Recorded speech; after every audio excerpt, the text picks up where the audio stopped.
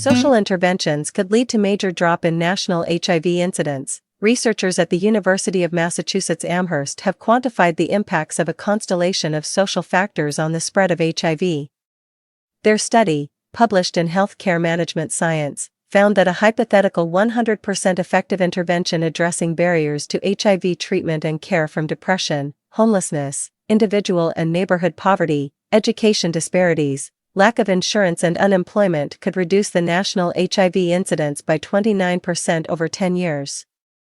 The mathematical model, a novel integration of machine learning, probability theory, and simulation, is positioned to be an important tool for decision makers to optimize social programs and will have applications for other diseases.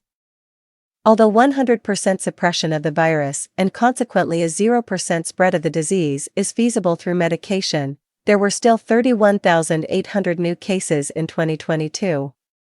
Furthermore, the lifetime HIV cost per person in America is $420,285. HIV strikes me as something that we should be able to eliminate, but it's really the social vulnerability that is driving the epidemic. Chatra Gopalappa, Associate Professor of Mechanical and Industrial Engineering at UMass Amherst and corresponding author on the paper, for instance, 44% of people with HIV have some kind of disability and 43% have a household income at or below the poverty line. While previous work has focused on behavioral risk factors of HIV spread, sexual behavior and needle sharing, less has been done to quantify the association of social factors with HIV risk behaviors. Just having behavioral interventions is not going to be sufficient, so what are those additional interventions that are needed, says Gopalappa. What our work did was to develop a model that helps us determine what the joint social burden is, and how is that related to behavioral mechanisms that increase the risk of HIV. Gopalappa, with doctoral candidate Amir Koshabel and Manning College of Information and Computer Science professor Peter Haas, first identified the proportion of people with diagnosed HIV, PWDH, who are also affected by depression, homelessness, individual and neighborhood poverty, education disparities, lack of insurance or unemployment. They found that 78% of PWDH are impacted by at least one of these social factors, 58% of PWDH have one or two of these social factors, and another 20% have more than two. It is important to note that the model looked at association and not causality, and assumed an idealistic hypothetical intervention that is 100% effective. The model takes into consideration that different social factors present different-sized barriers to HIV care and treatment. Compare unemployment and lacking insurance. More PWDH are unemployed than lack insurance, 14% versus 3% of PWDH. However, previous research indicates that insurance has a greater effect on HIV care access than unemployment. There is a certain chance that an individual faces one or both of these social factors. The disparity gap in HIV care for someone with only one social factor may be different than with the gap for someone with both.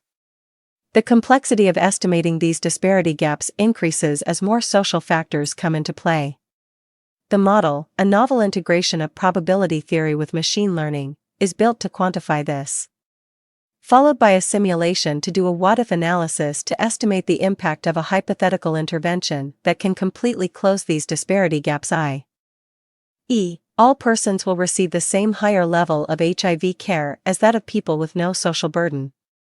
The likely interventions that we need, like food and housing assistance, are likely to involve some cost, but we're going to be reducing the percent of cases, says Gopalappa. The cost of treatment itself is very high. Could investing in prevention avert those future costs for treatment? With this perspective, this model can help decision makers optimize the most cost-effective combination of social programs. If each intervention is like a lever, you may not need to pull every lever to 100% if you can find the optimal combination, she explains.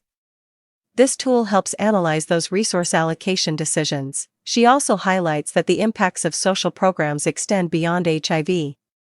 Diseases don't occur in silos, she says. What we're seeing is that the same social determinants are associated with other diseases from HIV and STIs to mental health, cardiovascular disease, and diabetes to maternal morbidity and mortality. The decision-making process for each of these diseases occurs by different entities, but it is in the same people. So, how do we integrate all of these interventions for decision analysis?